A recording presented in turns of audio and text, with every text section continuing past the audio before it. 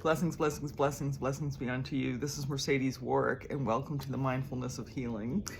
I am in my outdoor patio this morning and enjoying a bit of fresh air, and so many things were coming to me this morning. I had to tell my spirit guidance to slow down. I don't know what you're trying to tell me to say, but I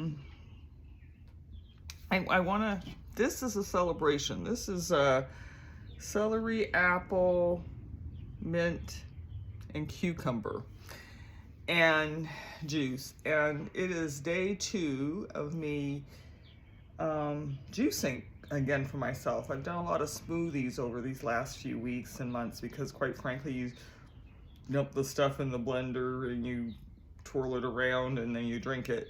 And juicing with all the different pieces of the juicer, believe it or not, at some point was just too much for me to have to think about. And I think that's the message for today. I think that sometimes when we're going through a major serious moment in our lives, self-care is just, here's Priya, self-care is just too much to handle in a way. And the things that we can do and the things that we can't do, and medication takes over sometimes. We get brain fog. There's just so many things going on. And so giving ourselves a break is a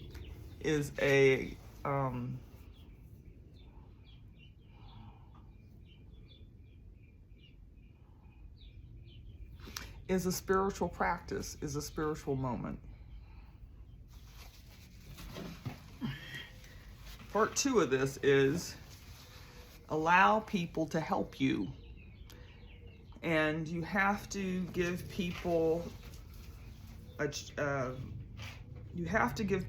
tools and the information to help you help yourself.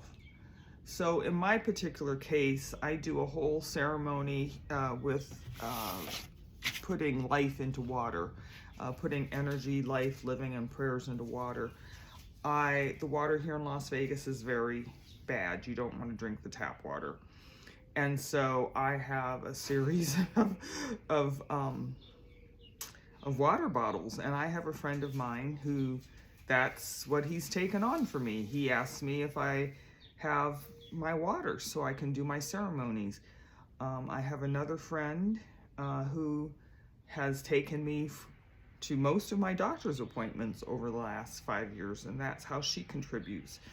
My sister, Ashley, this is part of the celebration. Some of this is the feast of what came out of her personal garden. So she's keeping me well supplied and stocked in lettuce and vegetables. But she's my ear. She's my regulator. You know, like, she feels me moving off of course, either through my language or my mood or my disposition.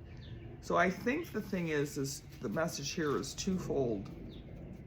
Give people the ideas and the tools and the things that you need so they can help you help yourself.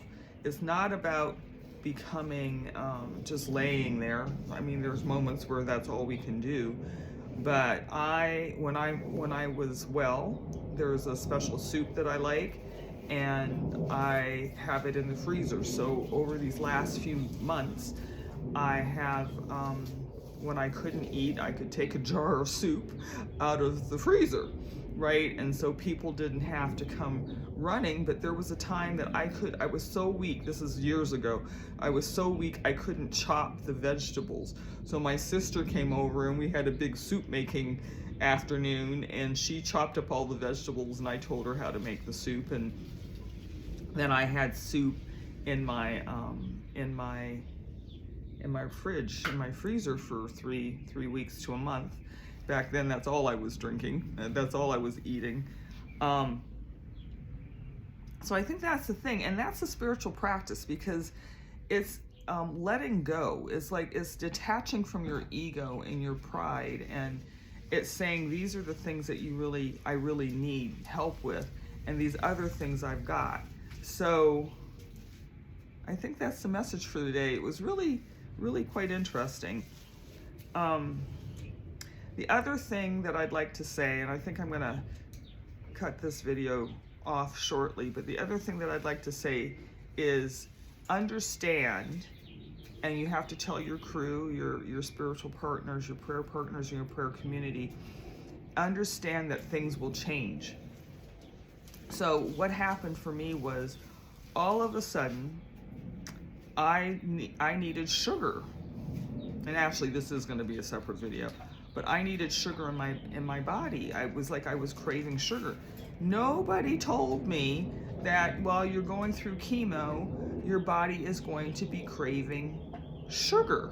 Now, I mean, sugar plus cancer is not, you know, whether you believe the fact or the myth or the somewhere in between of it all, that's kind of a freaky thing to all of a sudden have this sweet tooth, right? So things are going to be changing and evolving. Your taste buds, you know, that soup that I just told you about was my lifeline for almost 6 months, and then all of a sudden I'm going through another phase. I couldn't even get the spoon up to my nose without it making me nauseous. And so everybody around you, put people around you on this journey that will help you help yourself, but also are adaptable.